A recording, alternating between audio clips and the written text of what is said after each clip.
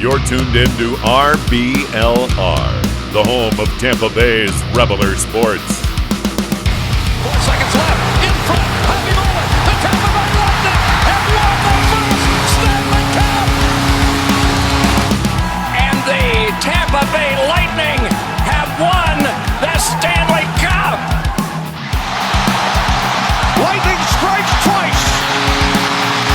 The Tampa Bay Lightning win their second straight Stanley Cup.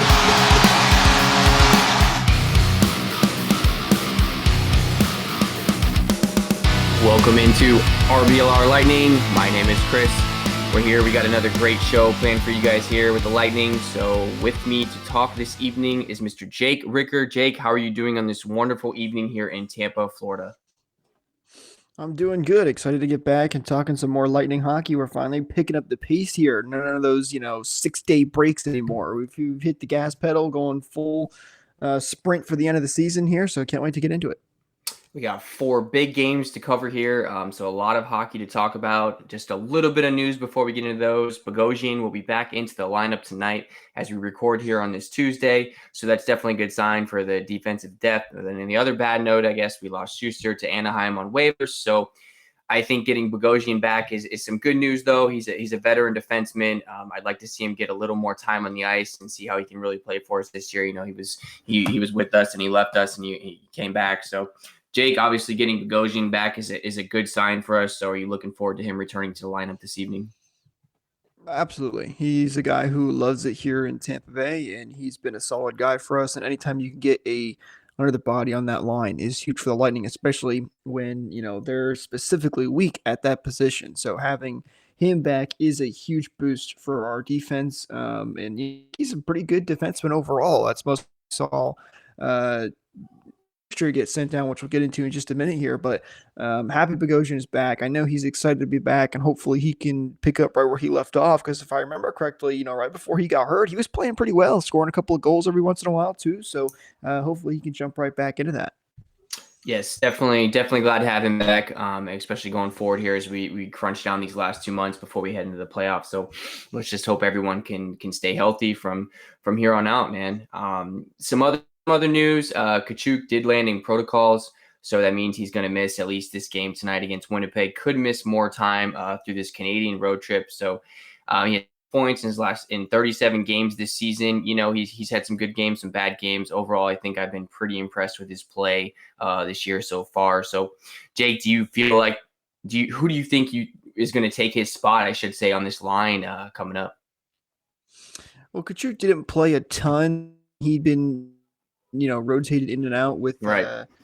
Guys like Taylor Radish. They kind of mixed back and forth. When everybody was back healthy, they played a lot more when we were dealing with those injuries. So Radish is going to be the guy that takes over that spot. And even he sometimes isn't always in the lineup, depending on what's going on. But it'll be Radish is the one that fully takes over, even though he was the main starter over Tkachuk, I think, for a little while there. But Radish is the guy that steps up in his place unless the Lightning end up making a move deadline, possibly. We'll see. But it's going to be Radish. Hopefully Tkachuk gets better and out of COVID protocols soon. So again, it's always good to have that kind of depth. And we saw when Tkachuk got to come into the lineup over these last couple of games, he was able to make quite the impact. And it's always good to have some fresh guys out there, like a fresh set of eyes, if you will. So speaking of games, we did finally have 4 games to talk about, which is awesome. I was tired of that one game every week thing we had going on there. So before we recorded here last week, we had the Senators, the Pens, the Red Wings, and the Blackhawks. So, going into that Sens game, like I said, we couldn't overlook them. And Ottawa played us really good for this game in the beginning of the game. They were tough out the gate. Luckily, we were tied at the end of the first. So luckily, the Bolts were able to come away with the victory here. Some good, some bad in this game. Obviously, with the power play went 1 for 4. So again, it's one of those things where the power play is kind of there, but it's kind of not. And you're hoping to, you're getting 4 chances. You're hoping a team like the Lightning can get some more pucks in the back of the net. So power play here. I mean, obviously Ottawa going 0 for 4 is great. I mean, PK did his job, which is a good sign, but the power play still still struggling a little bit, man. I'd like to see just really would like to see if we're going to have 4 power plays to at least be able to score on 2 of them 50%. But nonetheless, I guess I'll take the 1 for 4 in this game. Jake, this Ottawa game, was it closer than you thought as far as in the beginning of the game?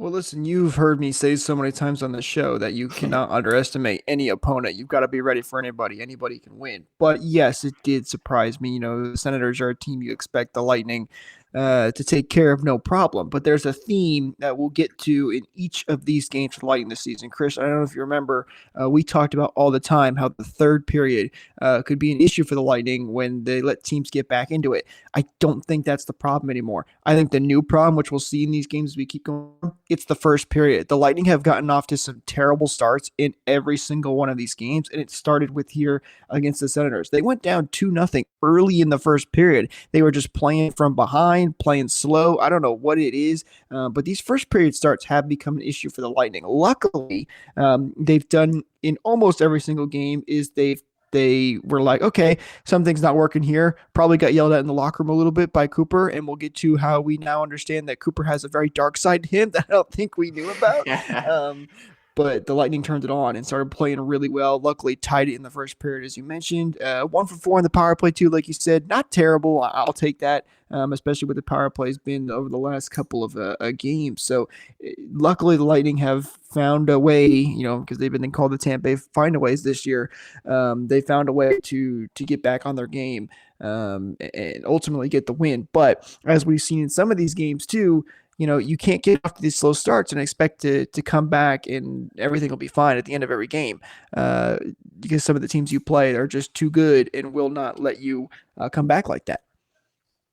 And then there was some serious brawling in this game too, with Pat Maroon having 7 penalty minutes in this game. So Pat Maroon was out there just fighting guys left and right, man, doing his job. And Cooch was able to get on the scoreboard in this one. Perry got on the scoreboard, Point had a goal. Stammer had a goal.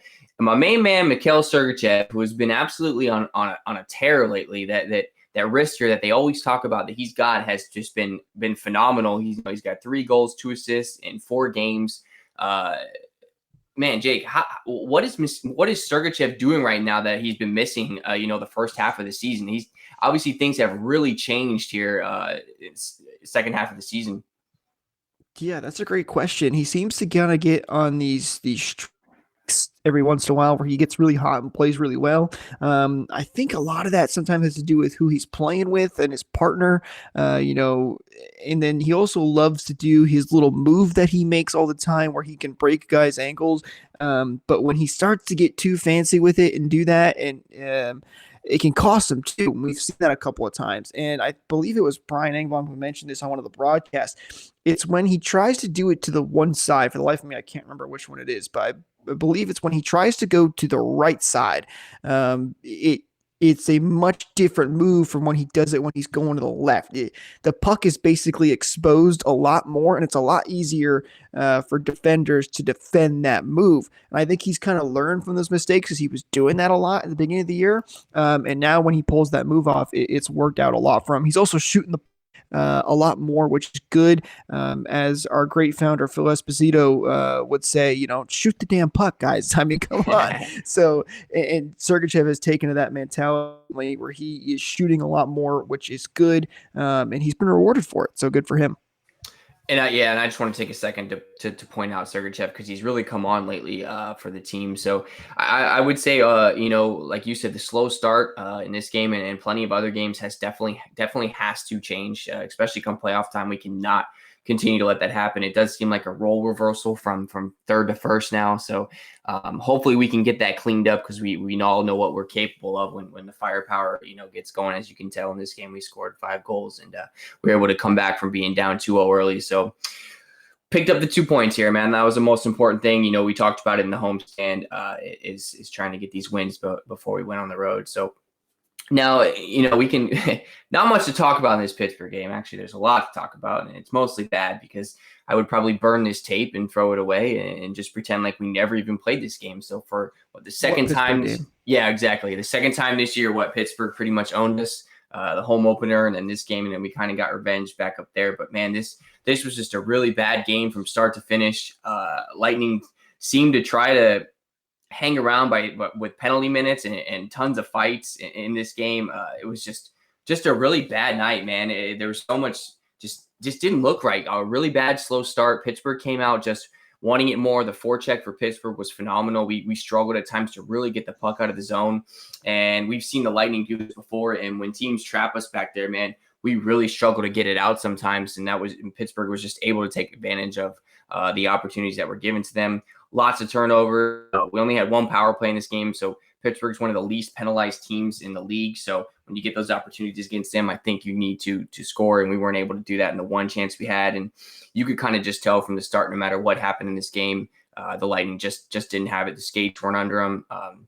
Like I said, we could burn this tape and just forget about this game. So, Jake, obviously, there's not much good to talk about in this one here. No, and first of all, credit to the Pittsburgh Penguins, who probably played one of their best games they've had all season. They were on top of the Lightning right from the jump, and they kept their foot on the gas the entire game. So they played very, very well. We have to give credit where credit is due. And meanwhile, the Lightning played probably one of their worst games that we've seen all season. I mean, it was just ugly. Turnovers all over the place.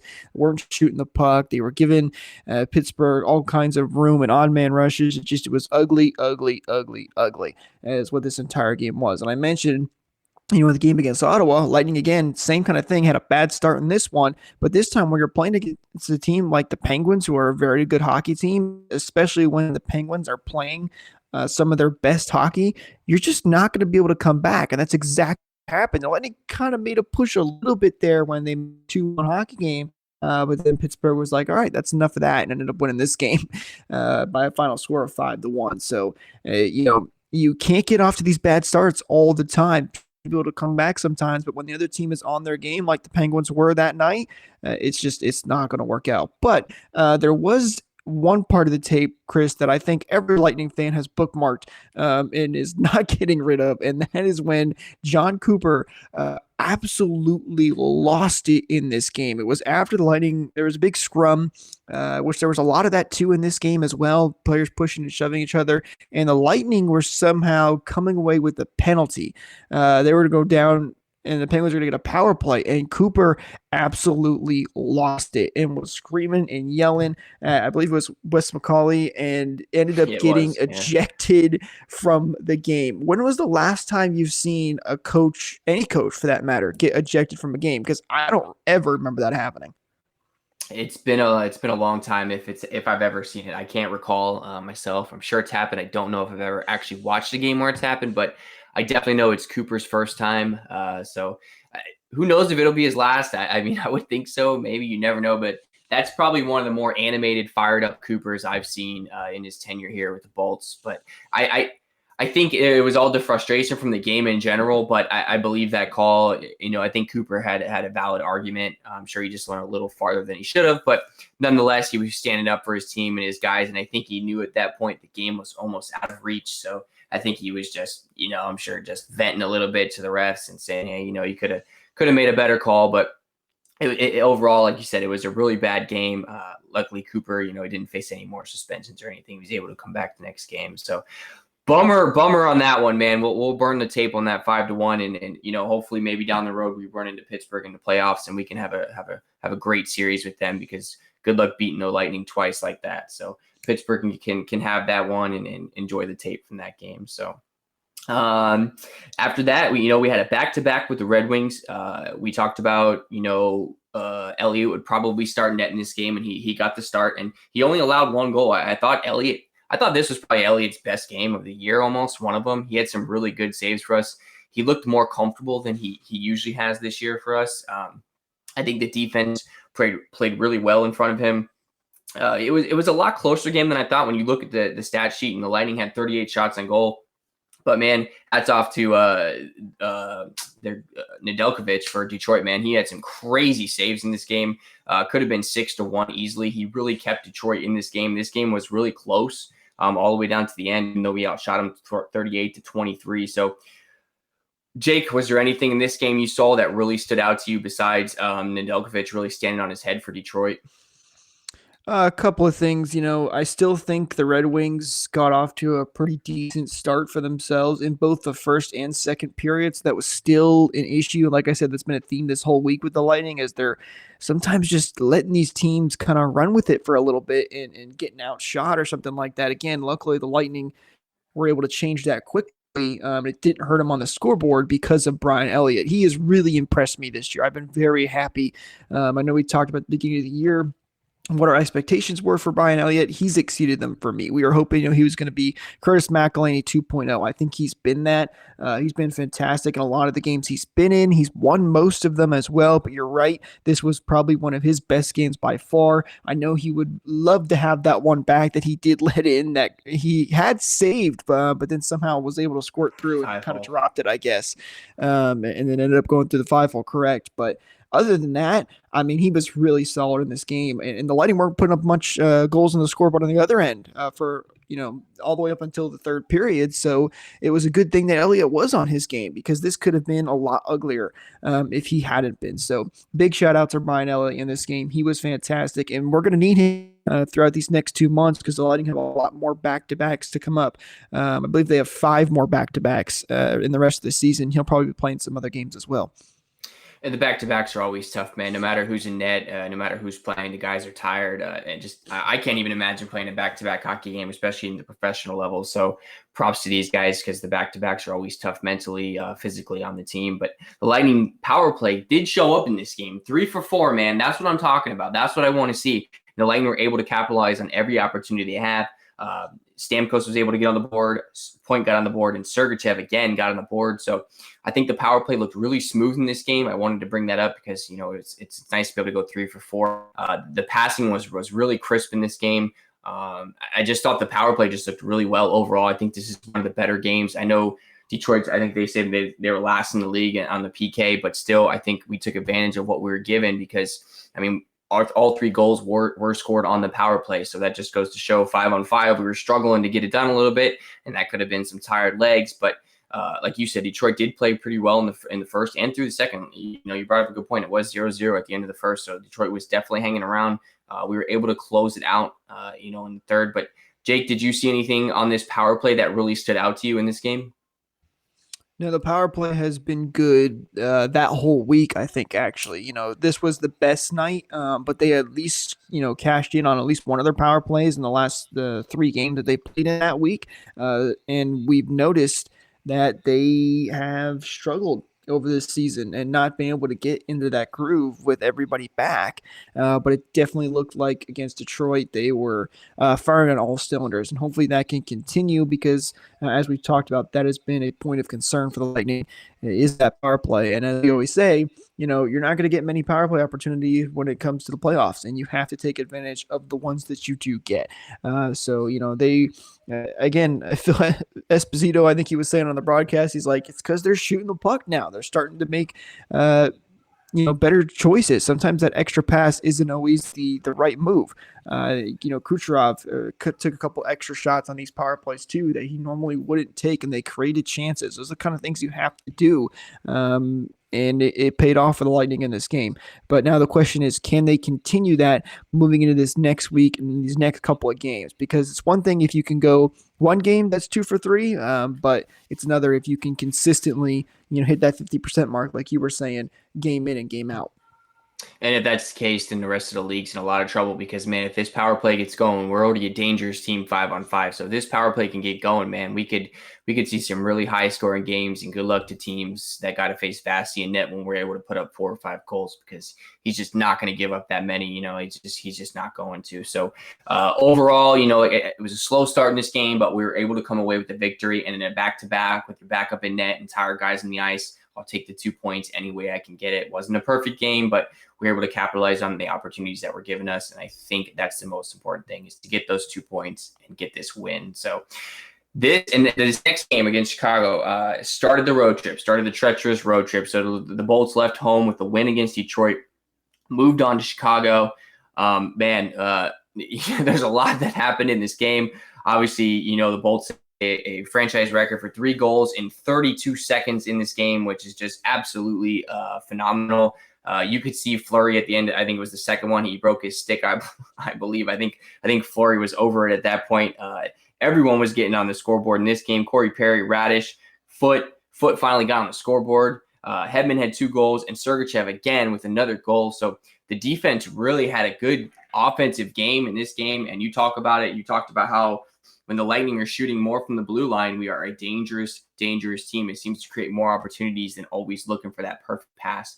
We don't need a perfect pass, man. No one's judging you on a perfect pass. We need those pucks to go in the back of the net. We need to pick up 2 points, and we need to try to win our 3rd Stanley Cup in a row. So I think overall we played pretty well this game. Vasy with maybe 2 saves of the year, 1 for sure off the shaft of the stick. The glove one was still a great save. Sure, Kane probably had a little more room, but regardless, those 2 saves were phenomenal. It could have easily been a 6-5 game, a lot closer than it was. So Vasy once again bailed us out with 2 amazing saves. If that one off the shaft of the stick is not up for goal of the save of the year, I don't know what will be. So Jake, this game was amazing. It was awesome. It was a fun game to watch. What would you like to point out from this game? It was a roller coaster of a game, right? It was another start where you're thinking, oh man, why are we getting off to this slow start against the Blackhawks or keeping pace with us here? And then so many odd man rushes, but Andrei Vasilevsky just making jaw-dropping saves. I really do not know how he does it. I know a lot of people were pointing to Vasily had just gotten a haircut, and those aerodynamics were now playing a factor in this as he was able to make some key saves, which by the way is funny. You know, he lost in that game, and then this man went crazy and cut it off. It's pretty funny how he takes these losses very seriously. But he seriously though, he was unbelievable. I mean, heck, and that one save he made against Kane, he's full on dropping his stick and doing a full split to get every inch he can and get across and somehow stop Patrick Kane, who's one of the better goal scorers in the NHL. I mean, it's seriously unbelievable. I was saying to some of my friends, I'm like, listen, you see that save, any other goalie makes that save, like the one off the shaft of the stick, and people are saying, wow, year, maybe even the save of his career so far. That was one of the best saves we've ever seen. For Lightning fans and for Andrei Vasilevsky, it's almost routine at this point. I mean, he literally made another amazing save in the same game.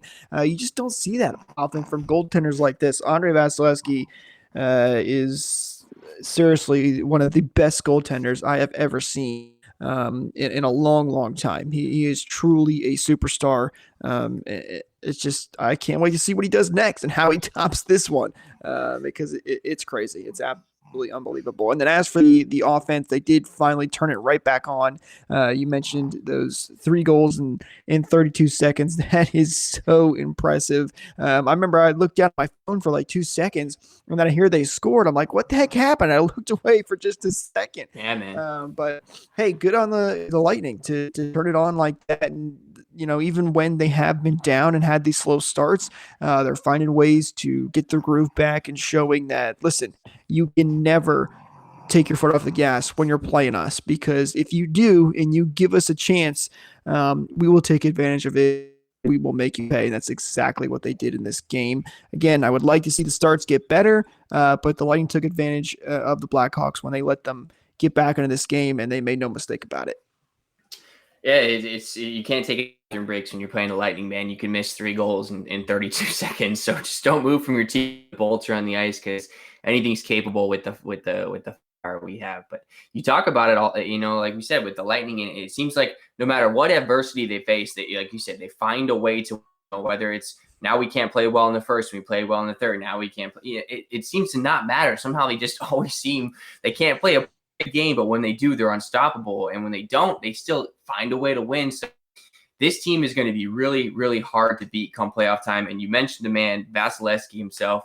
Good luck beating Vasilevsky in the playoffs, especially twice, 3 times. Like he's there to save the day, man. And he's some of those saves, the one off the shaft of the stick was just phenomenal, man. I mean, you can't do any better than that, and you always wonder what can Vasy do next, and he seems to just continually impress us game by game with some crazy saves.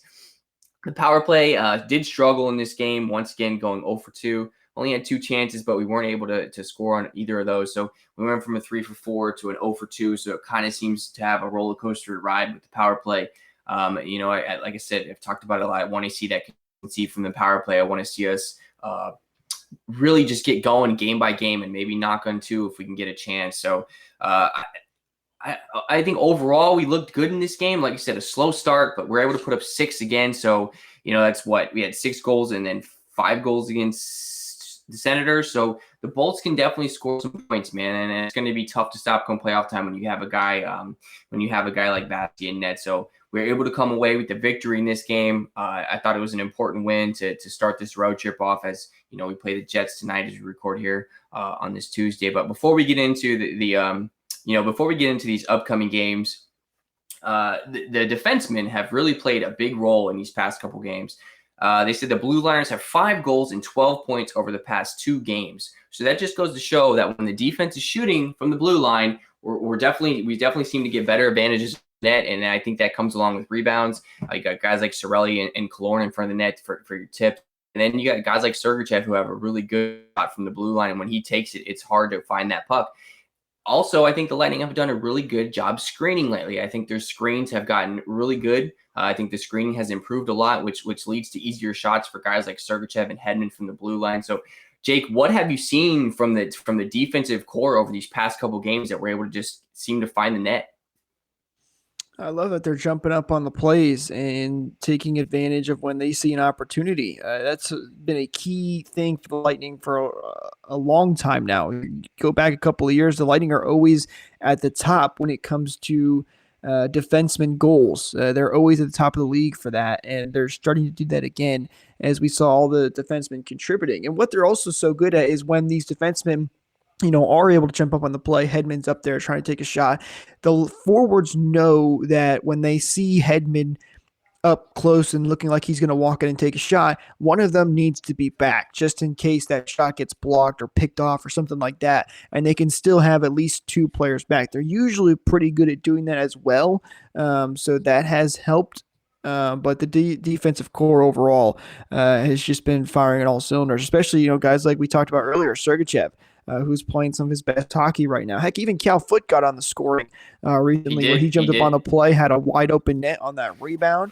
So he's been really good. It's just that hockey IQ, when they're able to see, it's like Wayne Gretzky said, right? He doesn't go, or how's the saying go? He goes to where the puck is going to be, not to where the puck is. And that's kind of what these defensemen are able to do when they're able to see the play developing and jump up at the right time. That's when you start to see that success. But it can also bite you because when you do that and, a player is able to block the shot or beat you out to it, you can get caught, and the next thing you know, there's an odd man rush back the other way. Luckily for the Lightning, they've got Andre Vasilevsky in net, so 9 times out of 10, they end up making that save anyway. But the defensive core has been playing really, really good right now, and they've been a key part of the success for the Lightning these last couple of games. And it's really good to see the defense scoring, because when the defense is scoring, man, like I said, that's going to be tough for the rest of the league to stop when you still got to cover guys like Point, Cooch, and Stammer out there. So it's really good to see the boys shooting from the blue line and getting those shots and getting those screens in front of the net. So I did read an interesting article that I wanted to bring up a little bit. It's 5 reasons why the Lightning will win the Cup, 3 reasons why they won't. So I'm just going to point out 3 of the reasons why we won't win it, according to this. Our depth isn't what it was, no buying power, and our competition will be fierce in the East. So I'm just going to take, our depth isn't what it is. And I tend to agree with that. I think our depth is not what it is. Clearly, we've lost guys like Gord, Gaudreau, Coleman, Johnson. Those are some big names to lose coming into playoff time. So I think that's the weakest out of these 3 reasonings. And we talk about the depth a lot going forward. We're not going to have much. We really don't have any room at all to make any moves. So if we do, it's going to be crazy to see. But it's going to be on it's going to be on this team to stay healthy, I should say. If we stay healthy, I think we will be fine. Battling injuries up and down, it's going to be a tough postseason because we don't have that depth like we have had before. So the good news is a lot of our younger guys have a lot of playing time in the NHL now, because due to our injuries, we've had tons of call-ups. So guys like Kachuk and Radish and those kind of younger guys have had that experience. So if any injuries do happen, at least we have guys that have that NHL experience, not playoff experience, but it's better than no experience at all. So, Jake, out of these 3, what do you think about the depth? Are you feeling the depth? Do you think that's going to be the number 1 reason why? Actually, I disagree. I think the Lightning depth has been great. Look Okay. at a guy like Corey Perry, who was brought in to be that depth guy, the bottom six. He's currently tied for third when it comes to scoring, with 16 goals on the season. He's been fantastic. Guys like Ross Colton, who got off to a little bit of a slow start, starting to get a little bit better, picking up the pace here in the later parts of the season. Then you look at Matthew Joseph, Belmar. They're guys not showing up on the score sheet all the time, but they're huge on the penalty kill for the Lightning and making plays in other departments. Again, Sergachev, he's gotten hot as of late. He's kind of, I don't call him a depth defenseman, but he's been getting better and better. And then Bogosian, who's been good, he's been hurt for a little while now, but he's been playing well. So I actually think the Lightning have done a fantastic job with their depth. There's no question that they lost a lot of their depth when you look at losing that whole line, like you mentioned, of Gord, Coleman, and Goodrow. That it's definitely not as good as it was last year, but honestly, I've been very impressed with the Lightning have been able to do and the pieces that they've put together. It almost looks like they haven't skipped a beat part of this season. So that is one of my least of my worries. I do agree, though, with not having buying power at the trade deadline. Obviously, if the Lightning are going to a big move, it's going to be difficult to do. You're going to need 3 teams to get involved. You're going to need a lot of cap gymnastics, and for every dollar in is the dollar going out, as JBB a couple of weeks ago. So, and when you have a bunch of other teams like, I don't know, Florida, Carolina, Colorado, some of the top teams in the NHL making moves like they've been rumored to do, that's going to make things much more difficult for the Lightning come playoff time. So that could be an issue, but knowing JBB, I'm sure he'll find a way to do something and blow everybody out of the water. Somehow, some ways he's got that. He studied under one of the best GMs in the world, in Steve Yzerman. He's got those Jedi mind tricks ready to go. But buying power is going to be something to keep our eye on as we get closer and closer to the trade deadline. So that I do agree with, absolutely. Okay, so some of the reasons we will is we know what we're doing. Obviously, Vasy hasn't been dethroned. Our defensive core with McDonough, Sergachev, and Hedman is the backbone of the team. We have a cagey veteran like Corey Perry, and he's definitely exceeded expectations, like you said. And then obviously Kucherov is already in playoff form.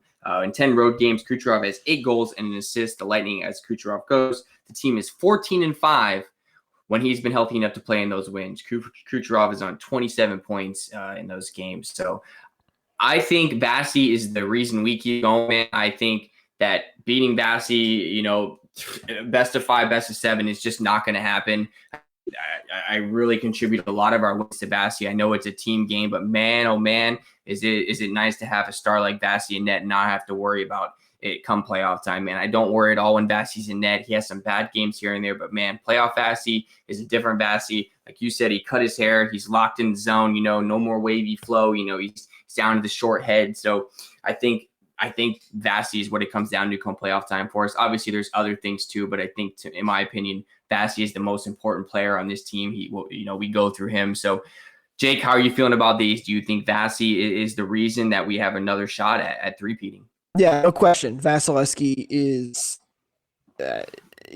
unbelievable. He's the reason that we're in so many of these games. To go back to the Chicago game again, as we talked about, you can take off a lot of these star players on this team, and the Lightning would probably still be contenders. Just that's how good Andrei Vasilevsky is. And again, as you mentioned too, the veteran experience the Lightning have, the Lightning now have a ton of it. Because I remember back in 2020 when they were coming off that 2019 season, looking to win their second Stanley Cup in franchise history. We were talking about how they don't have a ton of experience. A lot of these guys haven't made it super deep into the playoffs, like in the Stanley Cup finals, or even a couple of years before that, really. But now that's not the case anymore. The Lightning have a ton of veteran experience. But that actually could be, going back a little bit about some of the reasons the Lightning could not three-peat. I think that's a better reason than the depth, is that the Lightning have played a lot of hockey over the last couple of years, and it tires you out. It definitely does. But if there's anybody can do it, it's the Tampa Bay Lightning, no question about it. So obviously, I hope we can pull it off and really solidify ourselves as a dynasty. Yeah, I just thought that article was pretty interesting, just to get some fun going. See what other people's opinion are on the Bolts. Obviously, I would say the Bolts and the Avs are probably your 2 favorites right now to head on to the Stanley Cup. So we do have this big Canadian road trip coming up as we record here on this Tuesday against the Jets. We got the Flames Thursday, Saturday. We got the Oilers, and then a back-to-back with the Oilers and Canucks. So Saturday and Sunday. Man, these Canadian trips are always tough. Obviously, they're always late. So that's my biggest thing is, damn it, I can't stay up till 1 a.m. and 12 o'clock at night to finish watching these games. So that's definitely the worst part for me. I think this road trip is going to be tough. We talked about it a little bit last week. I think the biggest game that stands out to me is the Flames game. The Flames have been absolutely on a tear, 34-14 with 75 points. So they're not too far behind the Bolts in the point standing. So I think the Flames game is going to be a good one. It's a Stanley Cup rematch against them. That Stanley Cup was phenomenal. We won our first cup. So I think that's the biggest game that stands out to me as far as that goes. Jake, is there anything in these games that stand out to you, or is it just try to get as much 2 points as you can out of all these road games? Well, going back to your comment about the Calgary last played the Flames, it was a very fun, entertaining game. So I'm looking forward to that one as well. There's a lot of good teams we're playing up in these next couple of games. Winnipeg is a decent team. I think they're lower in the standings than they would like to be, but they're not a bad team by any means. Calgary's pretty good this season as well. Edmonton is their issues, but again, another good team. Heck, Vancouver, who's playing a lot better as of late after they had made that coaching switch. A lot of good teams. It's going to be a good test for the Lightning to see how they perform on these long road trips. And obviously, the more points you can pick up, the better. So there's some tough games. It's not going to be an easy going for the Lightning in this entire road trip. And then you mentioned the time zones definitely stink for Lightning fans out here on the East Coast because it'll be some late nights. So get your coffee ready. For some late nights here as hopefully though the Lightning can end these nights on a win and we can go to bed happy. Yeah, really. Yeah. If we're going to stay up this late, the Bolts can pull off some wins and get some points here. So exactly. you bring up a good point though, man. Like looking at this, I mean, the Canucks are only 2 points out of a playoff spot and it's tough, man. These teams are all right here. The Flames are currently number 1. Oilers are sitting at 4. So, I mean, all these teams are playoff caliber teams that we're going to be running into. So this is going to be a true test right here. I'm sure the guys are going to be really tired, and especially with another back-to-back in here. So this is the beginning of the grind, man. Only 4 home games in March is tough. So let's hope the Bolts can just stay healthy, man. Stay healthy on this trip. Get whatever points you can, and we'll be able to get some wins here back to finish off the season. So just going to take a quick look around the league. Currently, the Bolts sit in second place at 37-12-6 with 80 points. We're a point behind Florida. Florida's currently on a 3-game win streak. So obviously, Florida just keeps doing what they're doing and winning, hanging around in that first place spot. So I think it's really going to be a battle between us and Toronto and Florida for first. Toronto still hanging around at 76 points. So anything's possible. Plenty of games left to be played. Number 1 team in the league currently is the Avalanche with 87 points. They only have 11 losses on the season with 41 wins. So Colorado is just on a tear over there in the Central and the West. So you could be looking at a Bolts Avs Stanley Cup, and what a Stanley Cup that would be. So Jake, is there anything in the league that's standing out to you that we need to mention tonight? Well, you kind of hit it on the head there. You mentioned Florida, Carolina, Colorado, all very, very good teams and are definitely going to be tough opponents come playoff time. The interesting for me, specifically looking at the Atlantic Division, I mean, it's kind of locked up, the Atlantic Division already. I mean, it's funny. You look at some of these other divisions and they're very close, especially in the Western Conference. But then, for the Eastern Conference and specifically the Atlantic, you've got, Florida, Tampa, Toronto, all pretty close, and Boston as well. And then there's a huge drop off when you go down to Detroit for those, and then all the way down. So the first 4 are pretty set in the Atlantic Division right now, and it's only a matter of seeding for the most part. And Boston does have that top wildcard spot as of right now. So it's going to be interesting to see where everybody ends up in seeding. The Lightning right now have that game in hand on Florida, and as long as they win tonight, they'll take that top spot right back. And that's going to be key, I think, because I talked about a couple weeks ago how I think it's going to be really important for the Lightning to get home ice advantage against the Panthers this year if they wind up playing them, just because the Panthers have been so good at home this year. And right now they are looking like they are going to be able to finish first in the Atlantic, although there's a lot of hockey left to go. So we'll see how things ends up. But hey, no complaining when you are one of the top teams in the league again for the Lightning, 4th right now as it sits, but can easily get back to 3rd with a win tonight. Yeah, and just to be sitting here, man, in 2nd place, 1 point out of 1st, losing all those guys we did just says a lot for the Lightning as how we've built this team and drafted it and made some trades. So we have 7 wins in our past 8 games. I'm not mad. The one loss was that Pittsburgh blowout that we can just kind of forget about and move on from that game. So I think that's all I have for the show tonight. I want to give a shout out to our listeners and our followers. You can follow us on all platforms, social media at RBLR Sports. We're on Instagram, Stitch, YouTube, Spotify, you name it. We are there. Podcast, give us a listen, give us a like, give us a subscribe, man. We're trying to give you the best content we can. My final words are, man, just keep enjoying this hockey. It's going to be a fun 2 months. I don't know if anybody's into March Madness or not, but it will be starting next week. So that's always a fun time too. But Lightning can just get as many points as you can and just stay healthy, man. We're pretty much going to playoffs barring anything crazy. So I'm not mad if we get 2nd place. So I just want to stay healthy and get into the playoffs. So going to be a tough West Coast trip. It's pretty much all I got. So Jake, I'm going to give you the word. Go ahead and take us home, man. Looking forward to these next couple months here. Got the trade deadline just around the corner. I can't wait. Ready for the rumors to start heating up here. It's going to be a full sprint to the end of this season. It's going to be fun to see where everything is up here, and hopefully the Lightning will be ready to go for a 3-peat run. Thank you for tuning into this presentation by RBLR Sports. On your way out of the stadium, please remember to like and subscribe.